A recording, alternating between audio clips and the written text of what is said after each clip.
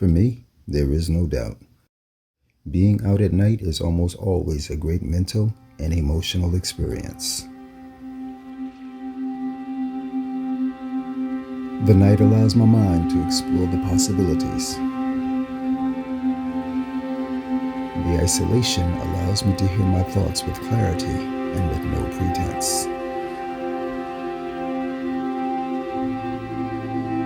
Obstacles are easier to see because there are no distractions.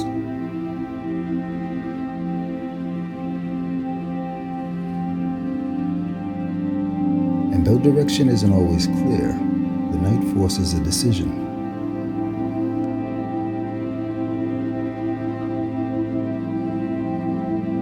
There is no shame in slowing down at night before continuing through.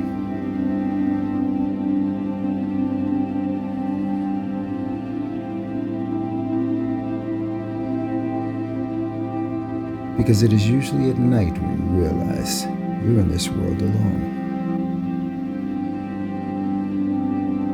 Your thoughts, your fears, and your dreams, they're yours and yours alone.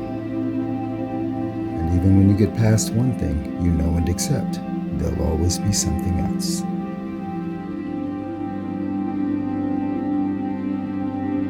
But you're ready. You're ready for the night.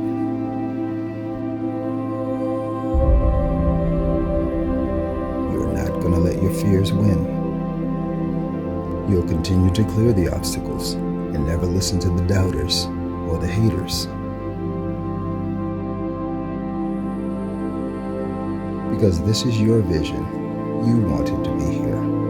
This is your solo journey, and only you will appreciate it.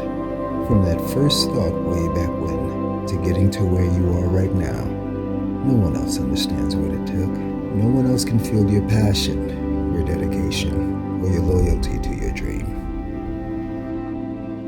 To everyone else, it seems the impossible.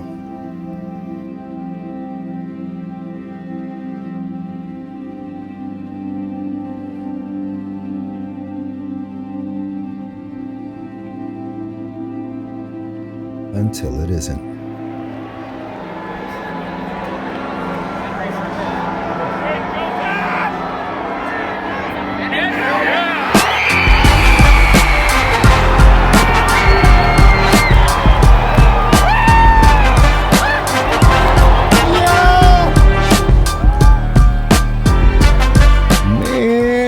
Tell you, after being there and seeing this kick happen, I really believed this team was the chosen one. How could I not? The things we did this year? No other fans of any other team can say they had a season as exciting as the season the Vikings fans did.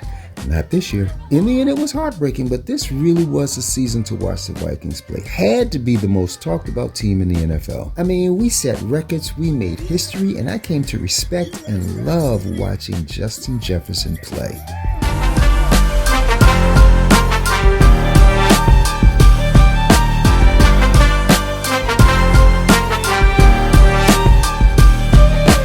So, in part one of this special episode brought to you by your favorite urban traveler, you're not just going to see how I came to be at the game that produced the greatest comeback in NFL history. You're not just going to learn about the dude who made what is considered the greatest catch in NFL history.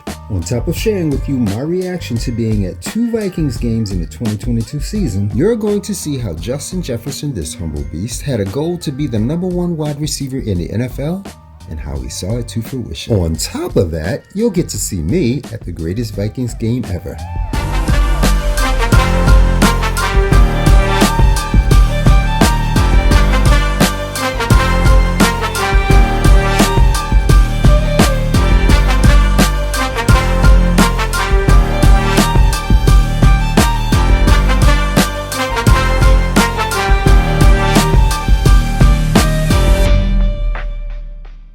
Just in case you can't tell, this is Minneapolis, Minnesota, the night before the Vikings played the Colts. Since US Bank Stadium opened, I've been trying to come here every year to see at least one home game. And one of the times I came, I was lucky and I got a really good deal and I stayed at the W while I was here. It's my first winter drive. It's Because I stayed at the W once before, I knew about Manny's Steakhouse, which meant I knew where to have my first meal in Minneapolis. I also knew where to park this really nice Ford Bronco that I rented. And this is why I wear the hat. Parked right in front of the place. Yo, me and my friendly Bronco. I already know. If you have any sense at all, you've already asked yourself, why do I want to watch a video about a team that couldn't even get past the first round of the playoffs? My answer, because y'all know how the urban traveler do. I'm gonna make this funky for you, show you a little something you just might not know. And if you already know, you're still gonna enjoy seeing it. Now all that you just saw is the W's Lounge before it gets popping. And if you walk straight through, on the other side of this door is Manny's, one of the top 10 steakhouses in the country. And though I came here for the steak, I realized while sitting at the bar I had already had beef 3 times in the past 5 days. Now don't laugh, but I think I opted for their sea bass, and of course the mac and cheese. So I just had the mac and cheese, and they're having the mac and cheese also. What did y'all think? Skull loved it. We're in Minnesota, in case y'all didn't know. Every time. And the guy next to me, he's about to get the mac and cheese too.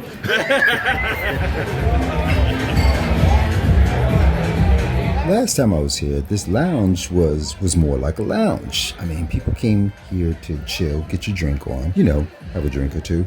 But now it seems like this lounge is the place to party. I mean, this seems to be the place people come to party. Now, a crazy thing about your urban traveler is I don't like just throwing my camera up in people's face, you know, just shooting people I don't know. But I know I got to get over that because what I'm finding is people like being on camera. But I ain't gonna lie, I wasn't prepared for all this. Minneapolis is what? Or should I say, wow.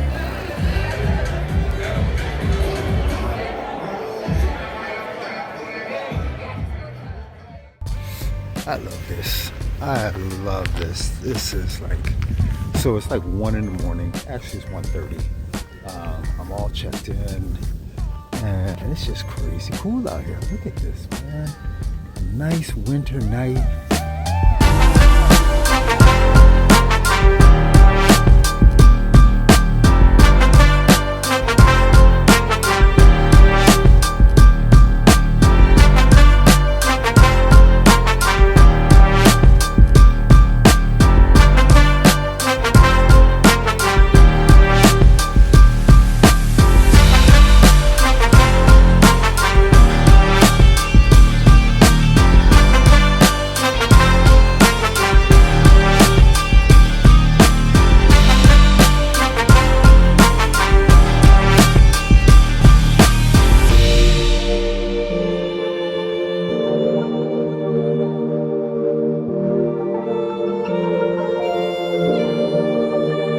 So here we are the night before the game I flew all the way out to Minnesota to see.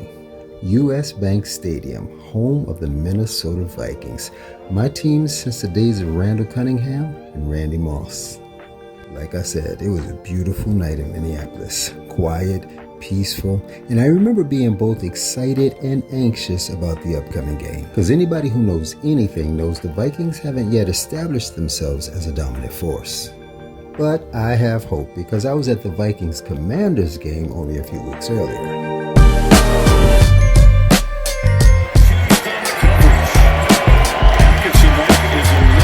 On the first drive, I was like, yo, we look good. Cousins hits Jefferson, boom, on a fade to the back of the end zone. Touchdown.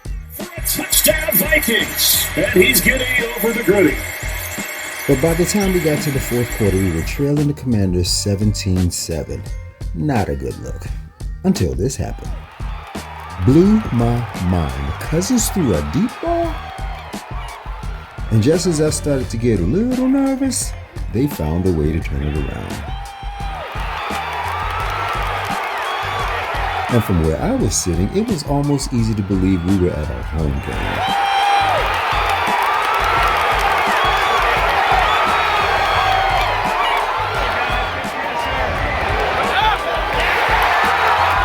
I mean, do you hear that crowd?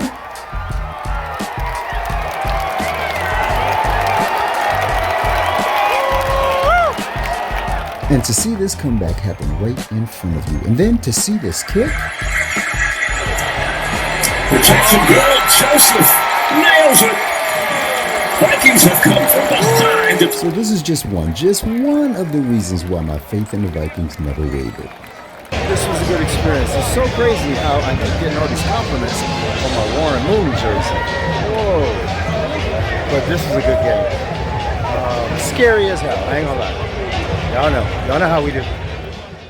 This game, as a matter of fact, this catch right here, if I just go with just this catch, it's the reason why Cousins' last pass of the year does not make sense. But we'll come back to that. By the way, in this game, Justin Jefferson had 125 total yards. Kid did pretty good.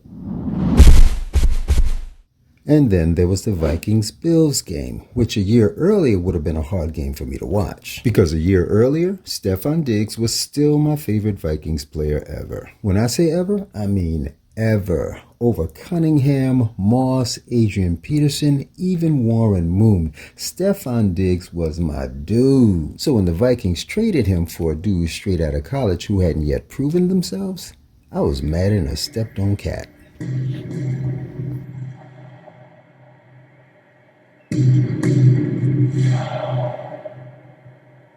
The pick is in, and Roger Goodell is going full skull with the Vikings fans. Come on, let's go, Vikings fans.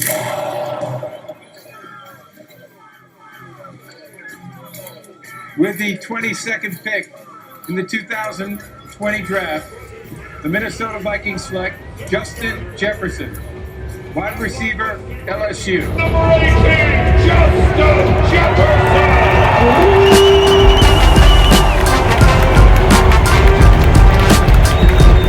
ESPN gave you no stars coming out of high school, and you were listed as the number 308 receiver in the nation in the class of 2017.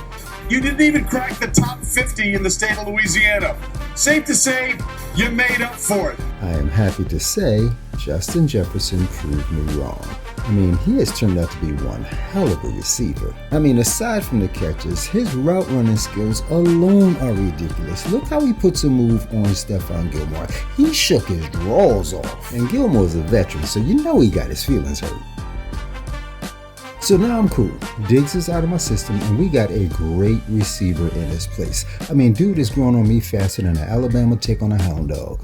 And what's really impressive about him is how humble he is. I love this dude's humility. If I had a career game, record-setting game, it doesn't matter. If we don't come out the W, then it's pointless. He doesn't take any of this for granted. He trains hard, he comes out and tries to get better and better every time, and he recognizes what's up and how he got there. So on a side note, I gotta give props. I gotta shout out his father, John Jefferson. Because here's a brother who got the chance to be a man, and he showed what he could do with it. While being a husband, raised 3 boys to men, all 3 of which played football for LSU, 2 of which became professional football players.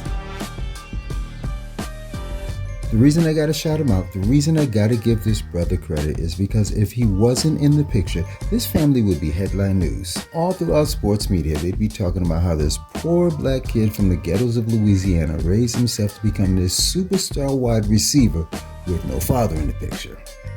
But he didn't just raise them. He raised them to be strong, productive, humble men.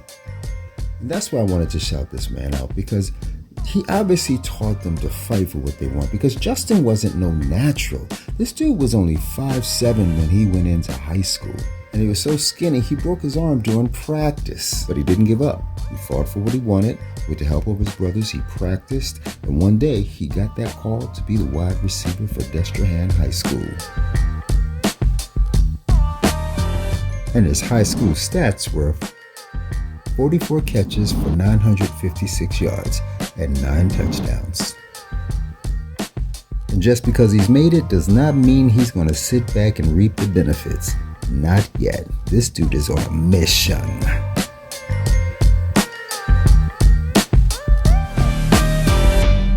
So thank you, John Jefferson, for doing your thing. Thank you for holding it down as a father. And in case y'all wondering, Mom! come on now, you already know she did her thing as a mom. But thank you, Elaine, for holding down your man. I wanted to be something big, and this is for all the things that you have done for me. I wanted to give that to you, and to your ring.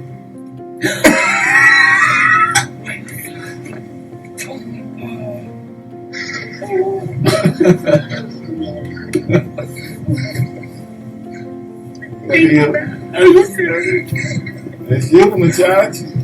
Oh my God. Merry Christmas. Are you serious? Thank you, man.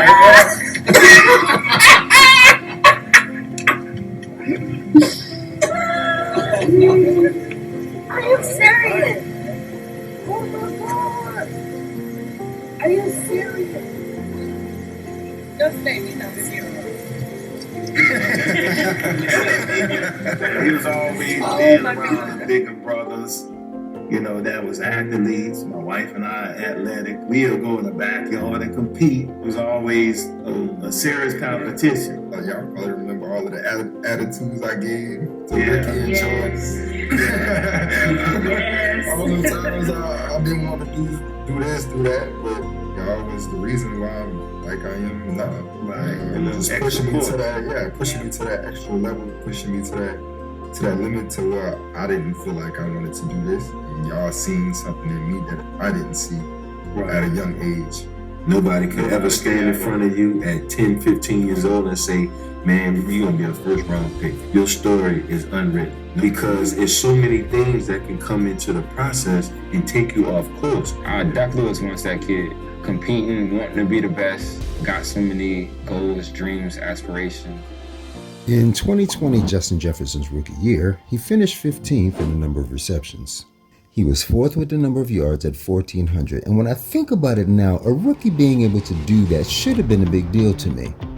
But it wasn't. Because that same year, Stephon Diggs finished number 1 in receptions with 127 and over 1,500 yards. So when people were trying to tell me that trading Diggs to Buffalo for this phenomenal receiver who blew it up at LSU was a good thing for the Vikings, I wasn't feeling it because that same year, Diggs had rocked it up in Buffalo with 1,500 yards.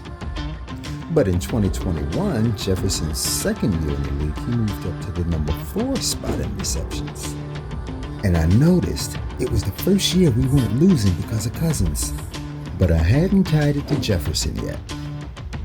I didn't really start cheering for Jefferson until Zimmer made Cousins take a knee instead of letting Jefferson break Randy Moss's record. Man, did that piss me off. But it also made me take notice of Jefferson. In the season finale against the Bears at US Bank Stadium in 2021, Jefferson was on the verge of breaking yet another team record. After this catch, he was only 16 yards short of Randy Moss's single-season team record for receiving yardage at 1,616 yards. Most single-season receiving yards, Randy Moss for the Minnesota Vikings. The leader in franchise history, Justin Jefferson, right on his heels. Taking the kneel. But rather than run a few more plays, head coach Mike Zimmer decided to have Cousins take a knee. Justin Jefferson will have to wait. He'll have to try it again next season. But what an amazing season for him. 17 yards or 14 yards away from the record. Man, this guy's probably the best receiver I've seen through 2 years, Gus. After the game, Zimmer said he didn't care about records, only victories. Obviously, he didn't care about his players or the fans either. But by the end of the 2022 season, Jefferson moved from number 4 to number 1 in both receptions and yards gained. And with 1,809 yards, he has surpassed Randy Moss's single-season team record for receiving yardage.